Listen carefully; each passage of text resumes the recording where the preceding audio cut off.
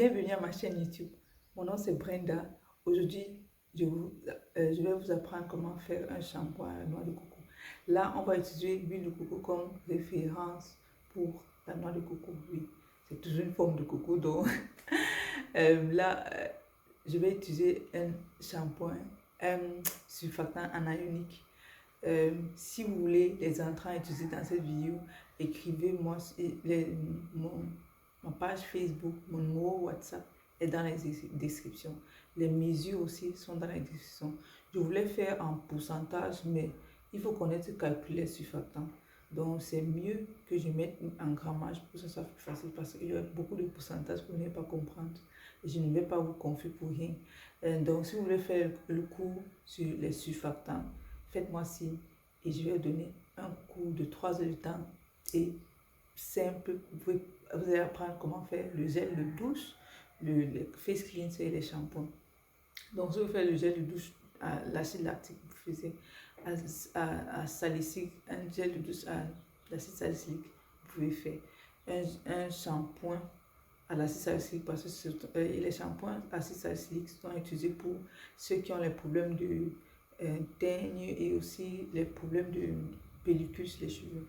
Donc, n'hésitez pas à me contacter et je vais vous donner toutes ces solutions. N'oubliez pas de liker cette vidéo et pourquoi pas subscribe s'il vous plaît. On va commencer là. Allons-y. On commence. Ce sera divisé en 3 phases. La phase A, phase B et phase C. Là, je commence par la phase 1. De mélanger mon huile de coco avec mon solubilisant. Ça doit être dans la ratio 1 à 1. Je ne connais pas comment on appelle ça en français, mais vous comprenez. Oui. Donc si j'utilise 4 grammes de l'huile de coco, j'utilise 4 grammes de polysorbate 80 pour que ça solubilise dans notre recette. Voilà, pour que l'huile de coco solubilise dans notre recette, je mets mon polysorbate. Vous savez que le polysorbate est utilisé comme un solubilisant.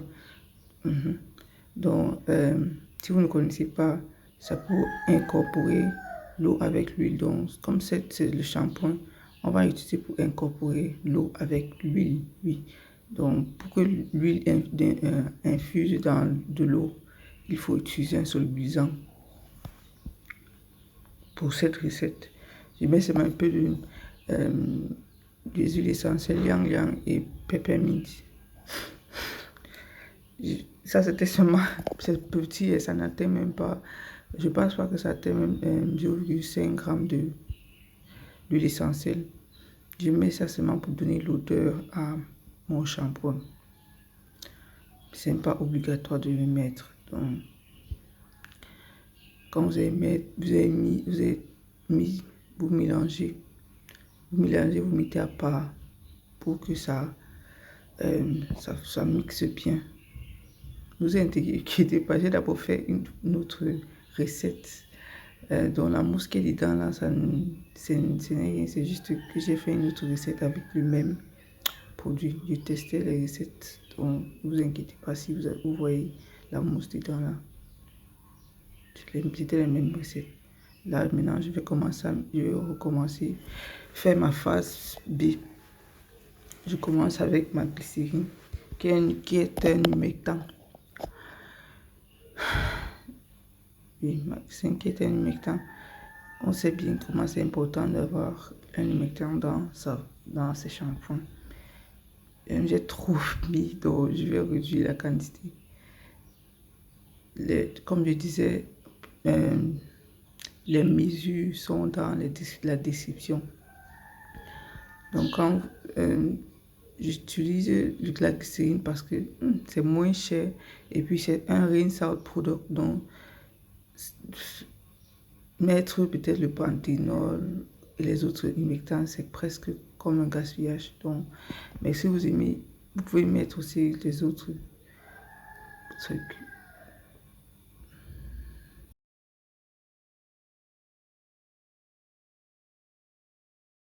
On va mélanger utiliser notre épaississant. Donc j'utilise la gomme Gua. J'aime la gousse d'oie à cause de son effet de conditionnement sur les cheveux. Donc, je préfère ça que la gomme santan. Et c'est plus bien pour mixer. Donc, je vais mettre ça à 1,5%. S'il vous plaît. Gomme santan et gomme guada est plus bien que la gomme santan dans une formule que j'ai testée. Et j'ai remarqué que la gomme guada prend plus dans la formule. Là, maintenant, on va ajouter les autres, notre surfactant iOS 40, donc alpha, oléfine, C16, 14, c'est long.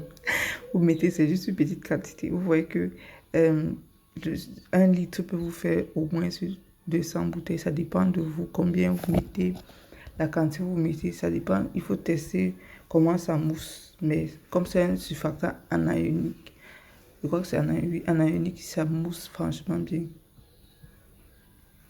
Donc là, j'ai mis mon surfactant anionique. C'est le seul surfactant que j'adore pour faire les shampoings des cheveux.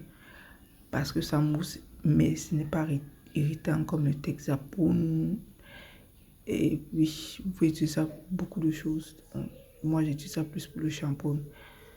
Là, je mets mon conservateur.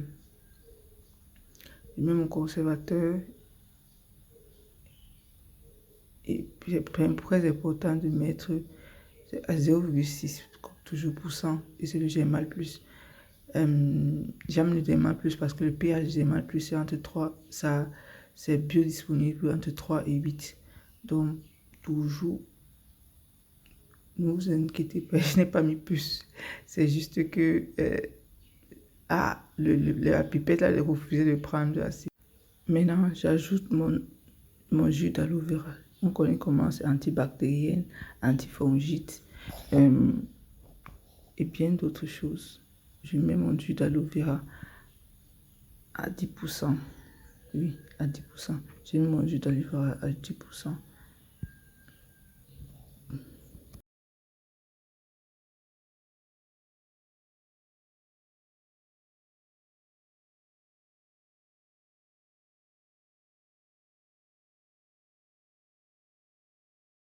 Après avoir mis mon jus d'aloe vera qu'il fallait, j'ai oublié de mettre la vitamine E. Vous savez que j'ai utilisé l'huile de coco pour éviter la rancidité, oui.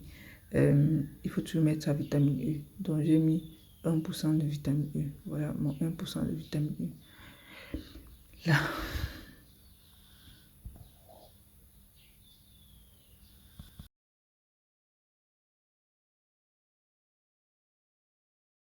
Fini de mettre ma vitamine E. Je vais me mettre de côté. Et puis passer à la phase C, de mettre mon cocamidopropyl béthane. Donc je vais mettre, je calcule et verser mon cocamidopropyl béthane. Voilà ça que je sens que de mesurer. C'est toujours bien de mettre à la fin parce que c'est très très délicat. Si vous mettez avant, ça va changer la formule. Vous voyez comment j'avais mis ma guacamole à 0,6, ce n'est pas assez. Ne faites pas la même chose je vais d'abord mélanger mon polysorbate et l'huile de coco pour que ça solubilise dans la recette. Puis, je vais commencer à... il faut toujours...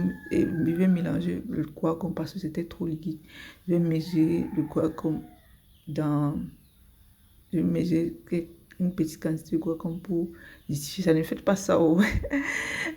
J'étais tellement fatiguée de recommencer la recette. Donc, il fallait attendre que ça hydrate même. Attendre que ça hydrate. Vous ne pouvez pas mettre la gomme guada directement,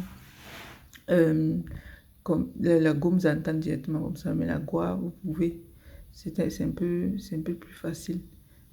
Ça hydrate mieux que la gomme santan. C'est parce que ma solution est trop liquide. Donc, je vais ajouter. Vous voyez comment c'est liquide. Je n'aime pas.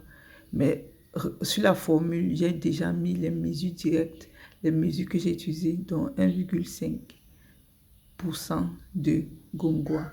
Voilà. 1,5% de gongois, c'est la meilleure façon. Je testais d'abord, mais bon, j'ai mis ma gongois. Ne faites pas l'erreur aussi. Mettez avec la glycérine. C'est pour ça que vous voyez que je mélange assez comme ça. Ça serait difficile d'hydrater si vous mettez vous voyez comment ça fait. Mais il n'y a pas de problème, ça dissout comme je voulais. Par chance, mais ne faites pas l'erreur aussi. Je ne voulais pas seulement recommencer la vidéo. Là, j'ai pris mon pH, c'était à 5,8. C'est assez.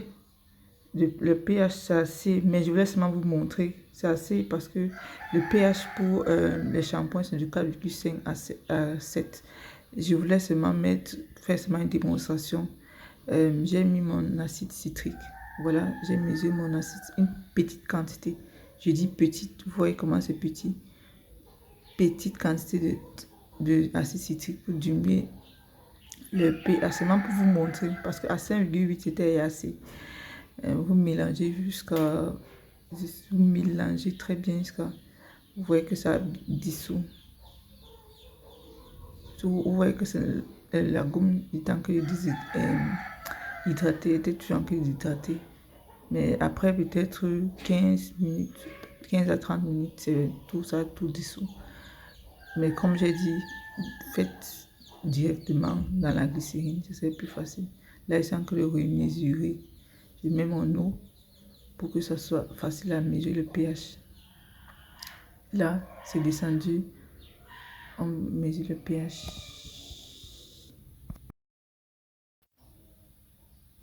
Notre pH final sorti à 4,5, qui est toujours bien. Comme je disais, le pH des shampoings, ça doit être entre 4,5 et 7. Donc, ça, c'est juste un problème de préférence. Après que le gongois a déshydraté, j'ai mis dans une bouteille. Voilà, mon produit fini.